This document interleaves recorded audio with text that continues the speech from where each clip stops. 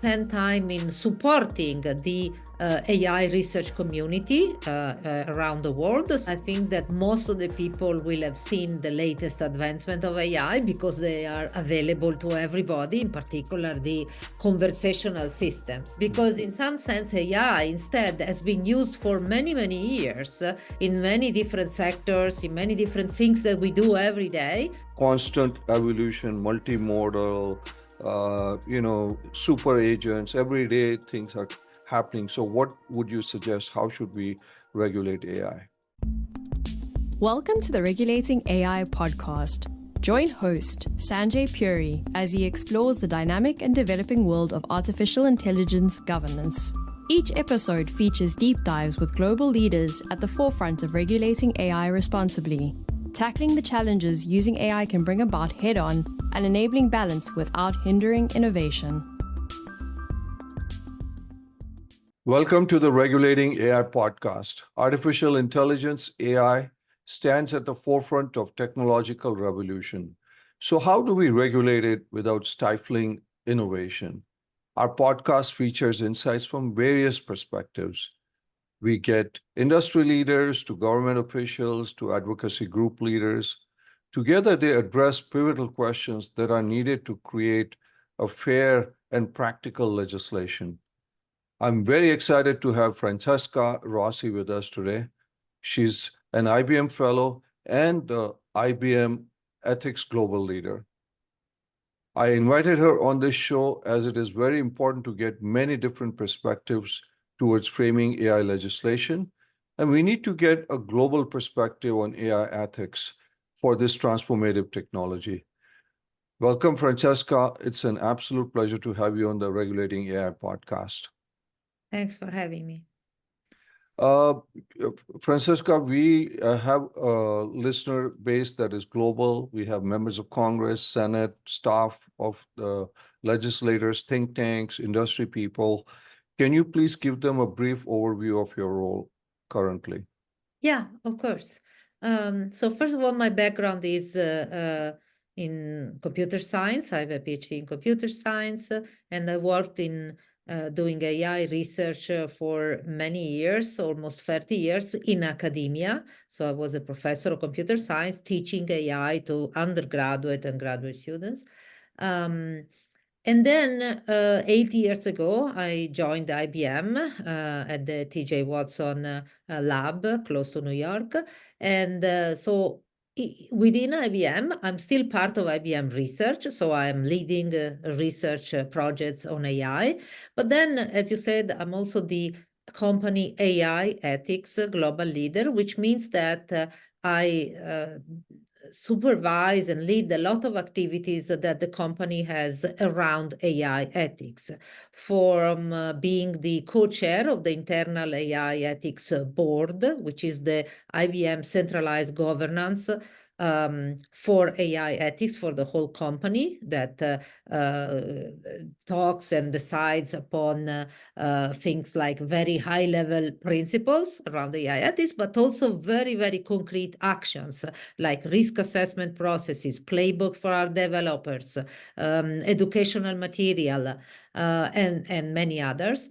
And then also I spend a lot of time in all the partnerships that the company has with many other stakeholders, companies, academia, civil society organizations, policymakers, and so on, around, again, AI ethics and also regulating AI. So as part of my AI research work, I also spend time in supporting the AI research community around the world. So currently, I am the president of AAAI, which is the Worldwide Association of AI Researchers, that has more than 6,000 researchers all over the world that publish papers in the annual conference and many other activities. So that's also another part of my overall role. So I have different hats. I like to have this diversity in what I do during the days. And I learn a lot from all these different environments where I work. Wow, we are really lucky to have someone like you, Francesca. You have been an academic, you're working in industry now, uh, also working in partnership. So that's very, very helpful to us. Um, Given the dynamic nature of AI, which it keeps evolving, uh, why can you tell our listeners what is the current state of AI and tell them about its capabilities and limitations? Because there's so much news every day. There's something, you have agents, you have AGI, all that conversation going on. So please tell our listeners about where is AI today? Sure. Well, I think that I don't, whatever the audience is, I think that most of the people will have seen the latest advancement of AI because they are available to everybody, in particular the conversational systems, no, that like ChatGPT or others, or the systems that generate images or even videos from textual descriptions, so like DALL-E, Midjourney, Sora, and so on. So people are aware, and in fact, people they are so aware of these more recent advances of AI that many tend to think that AI is here now and has never been here before. Because in some sense, AI instead has been used for many, many years in many different sectors, in many different things that we do every day, but it was kind of hidden so far, and not that explicitly that you could interact that directly with an AI system. So we have used AI even in web search. We use AI in handling the spam emails. We use AI in many sectors in industries. Whenever we use a credit card, there is an AI algorithm that checks for fraudulent transactions. So we use AI basically all the time. And but now the public perception is really that AI is here because of this direct way of posing question to an AI system and receiving answers that are very similar to how a human being would write an answer. So that is amazing, of course, but it can also generate a false perception of an AI system that can reason like a human being. So we tend to think that since it can write like a human being, possibly it has also all the other features of the human reasoning. And this is not the case. So that means that we have to be very aware of, yes, the capabilities, so the ability to generate content, images, videos, text, besides interpreting content like it was used to do for many years already with machine learning techniques, but also the limitations. And some of the limitations have to do with the fact that these AI systems, like the large language models, are trained on large amounts of text and are trained with one goal in mind: to be able to generate text that makes sense according to the probability distribution of how words correlate with each other in the training data. And this allows these AI systems to generate text, and the same thing is with images, just not one word at a time, but one pixel at a time. So to generate content that is very realistic, but not necessarily that is always factual, right? So that then there is, we have to understand that we have to be aware that there are these possibilities for the so-called hallucinations, so that the AI system may generate false content, even if all the content in the training data is true. And we need to be aware of that and aware of many other risks that are the same or amplifying risks that were already well known in previous versions of machine learning approaches, like, of course, the issue related to fairness, to explainability, to transparency, to robustness, and so on. So, and that are now appear also in the generated content in order to use them in the best way, in the most appropriate way, and in also to understand that there are there are necessity to mitigate some of these risks that come from some limitations and the behavior of the system, and we have to put together mitigation scenarios, mitigation techniques, and we have to be aware that these mitigation techniques are going to be supported also by the technology itself. AI itself can help us identify, for example, if there is bias in the training data, or mitigate that bias and so on. But the technology itself alone cannot be the only solution, because these risks are socio-technological, and they need to have socio-technical solutions, which means that people and communities and impacted communities need to be involved, and many different stakeholders need to be involved to understand really what is best to do. And also, all the societal actors need to play a complementary role. Companies, but also governments in regulating AI in the best way, also civil society organization, and also every single user of AI. So, Francesca, just to unpack, you put a lot of things out there. One is, you said AI has been hidden. It's always been there. So for our users to know that this is not something that suddenly popped up. And secondly, you said, there's this text that is being generated. It gives people answers. Now, obviously, there are image generator tools, as you said, like Midjourney, DALL-E, etc. But you talked a little bit about the risks also. You said about fairness, transparency, robustness, etc. And you talked about how different parts of our society, whether it is civil society, governments, people, communities, need to be engaged in doing that. Now, in terms of ethics, you are the IBM's ethics leader, global ethics leader. For our listeners, can you explain to them what are specific AI ethics, just so that they understand what that means? Yeah, of course.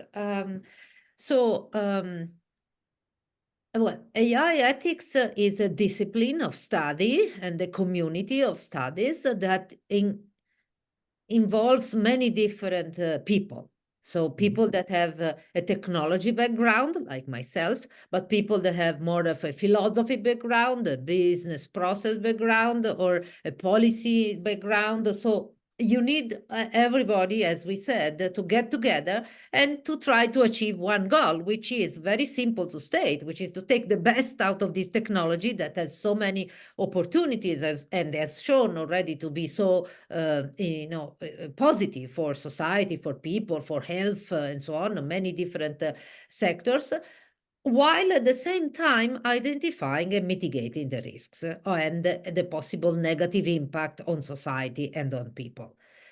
Okay, so now how do you do that? How do you achieve that goal, or you get closer to that goal? You need to, what the AI ethics community did over the world, over this past, let's say, 10 years at least, is to start from very high-level principles. At some point, everybody was writing principles about how you want to position yourself in terms of producing, creating AI, or using AI.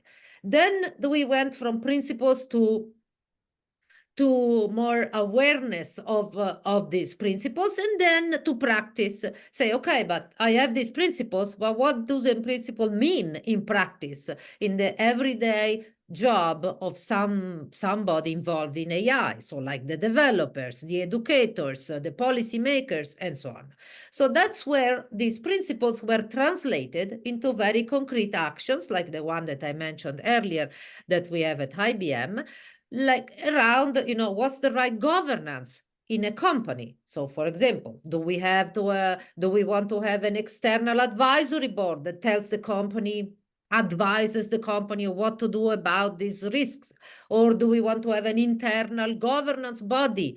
And where is this body positioned? It's all the decision about the governance to make it most effective. Then the other decision is How do we tell? So do we build tools, software tools, for example, to identify and mitigate these risks, like bias we mentioned, for example. So IBM put together this so-called, it was called AI Fairness 360. It's a software tool that helps identify and mitigate bias in an AI, in a machine learning system.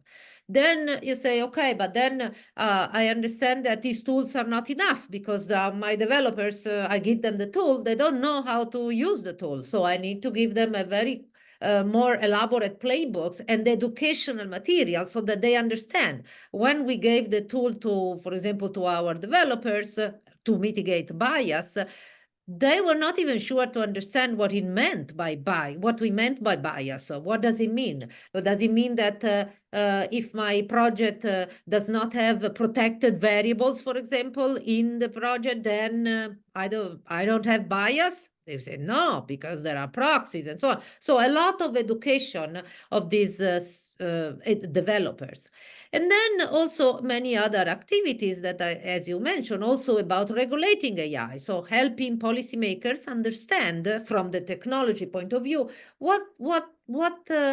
how can AI be regulated in a way that you mentioned at the beginning that doesn't stifle innovation, but still protects everybody from possible risks and makes them aware and mitigates and so on. So AI ethics is about all of these risks, including the risk of misinformation, the new risk. And of course, the AI ethics community evolves over time in the frameworks, in the governance, in the handling of the risk, because the AI technology evolves. And we have seen that in the last few years. It evolves very rapidly with new capabilities, new limitations, and therefore possible expanded or even new risks, like the risk of misinformation. This was not there when we didn't have generative AI, right? Because the content was not generated, or at least it was generated, but it was chosen from a content that was predefined by a human being. Now instead it's generated in new content by AI. So AI ethics is about all these issues that, again, are mostly related to machine learning approaches, including generative AI, rather than other approaches to AI that still exist. They are most rule-based, but those approaches are more explainable and are more controllable than machine learning approaches, because machine learning approaches, the machine learns from huge amounts of data rather than being told by a human being exactly what to do to solve a problem. So the machine is there is a more indirection between the human being designing and building the machine and the behavior of the machine. We don't tell the machine, these are the steps to solve a problem. We tell the machine, these are the data from which you have to learn. And then the machine will go on and solve future problems that hasn't seen, hopefully generalizing from the training data. Another aspect that is very relevant in AI ethics is also the aspects of data privacy, of course, because, again, machine learning needs data to function. Otherwise, the machine by itself will not know what to do. It learns from data. And many of these data can also be personal data, because that's the way we get personalized services from machines. But of course, this introduces the questions about, who handles that data, who stores that data, who this data is shared with. So all the issues about data privacy and using that we give to a machine in a direct or indirect way so that the machine can function better. So, Francesca, it is an interdisciplinary effort when you talk about AI ethics. It involves a lot of different aspects. It involves, as you said, privacy, transparency, all those things. So if there isn't a regulator, the members of Congress, Senate, who are in many cases listening, how should they go about regulating AI, keeping all these different aspects in mind? And constant evolution, multimodal, super agents, every day things are happening. So what would you suggest? How should we regulate AI? Yeah, well, regulating AI is definitely needed. Okay, so it's one important actor. The policy makers are one important actor to make sure that AI has a positive impact on society. Another important actor, of course, is those that build AI, and those that use AI, companies that build it and companies that use AI. But definitely regulation is needed. However, we have to remember that first of all, that the purpose of regulation in general, I think, is to be enforceable, to be technically feasible, what the regulation asks, but also to be future-proof in some sense. So because the technology evolves so rapidly that if you focus the regulation on a specific technology or on a specific approach, then maybe in 2 years, then it will be another approach. So it will be outdated very, very, very fast. Also because the regulation cycle is much slower than the technology, evolution. So that's some few thoughts about what should be kept in mind between the relationship between regulation and the technology like AI that evolves so rapidly, and to be adopted doesn't need very complex or physical infrastructures, but it needs like a piece of software that, yes, it has to be trained on GPUs and whatever, but then it can be used and replicated how many times we want. So that makes it very fast to be adopted every time there is a new advance in AI. So, and that regulators have to keep that in mind. Also, I think that there are a lot of, let's say, kind of fear-mongering discussions that say, oh, AI is dangerous, or AI is like, I don't know, an existential risk of some form. I am not in that, I don't agree on that. I think that, of course, AI can be used in dangerous ways, can be used in ways that are risky, and we have to even regulate and make sure that there is a lot of scrutiny on those use cases, a lot of obligations, also by law. But I don't think that the technology is by itself, a huge, an existential risk for society. This is a technology like another science, or like physics, like another technology that can be used in many different ways, and it's more and more general as we move forward with the advances. But it's the different uses that determine, in my view, the risk level of the use of the impact on society. So that's, in my view, that's why I think the regulation should focus more on the downstream, meaning the uses of the technology, rather than upstream when the technology is designed and trained and developed. So that's another thing. And in some sense, the US has a very multidimensional approach, federal, state, cities, very multidimensional approach, all the different agencies and so on. And I see a lot of really positive development there. And I see it that in a completely different regulation environment, the approach is not that different in the content to, for example, to what has been happening in Europe around the European AI Act, that also has based on some levels of risks, on 4 levels of risks for the uses of AI.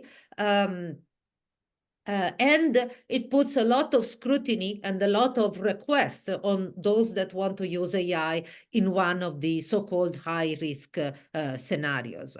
So that to me, of course, that regulation has been discussed and is almost approved now in Europe.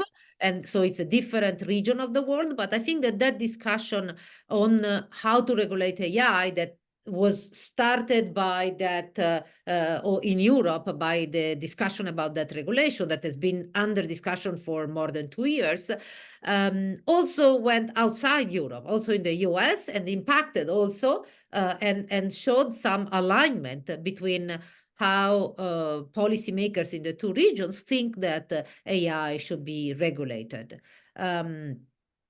Of course, there are also some I mean, I'm sure that policymakers in the US have already listened to discussions about not just AI ethics, but also the so-called AI safety, which is usually intended to be the additional risks compared to the AI ethics around privacy bias that were already traditional, in some sense, machine learning approaches. The additional risk posed by generative AI in terms of, again, amplifying the old risks in some sense, but also introducing more risk, as we said, around misinformation or the copyright information, or more risks about automation of jobs, right? Impact on jobs, or other things. So the AI safety is mostly about this additional risk posed by generative AI, as well as future risks that maybe posed by more powerful AI systems that can be used by bad actors for doing bad things just because they are so powerful, the future AI systems. Or even risks about, again, deep fakes, that again, deep fakes per se is not a bad thing. It's the fact that humans can use it to do bad things without consent of the people that they are making deep fakes about. And so possibly impacting negatively on the structures of our democracy, including elections, including the whole democratic process, even the legal system, right? Because the legal system, you want to be able to know for sure that something is true or false, given some picture or a video or so on. So AI ethics now has been expanded with this AI safety concept that includes all these additional or amplified risks. So you talked a lot about these risks, Francesca, deep fakes, safety, bias, fairness, etc. Are you optimistic about the future of AI? Yes, I am. And the reason why I am optimistic, with a caveat, is that I've seen the exponentially accelerating trend in AI ethics in the past, let's say, 10 years. So in the past 10 years, 10 years ago, there were like few people say, oh, no, maybe there is some bias here, maybe what do we do there? So it was very patch-based approach to say, okay, let's fix this algorithm, let's... So, and from these few people that were talking about these possible use cases with risks, now it's everywhere, right? I've seen it within IBM, that the whole company is about, making sure that the AI is done in a responsible way, and so on. But also I've seen it everywhere that is really now... These issues are everybody is aware of these issues, right? And so that end not only is aware, but there are a lot of all the actors are activated.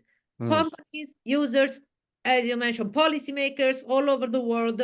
Every country has a national strategy on AI, and the national strategy on AI usually includes also not only how to take the best out of the opportunities of AI, but also how to mitigate the risks. So really, I saw this trend, exponentially increasing trend of identifying the risks and also being very concrete in how to possibly mitigate it, as I said, in a complementary way by the various actors.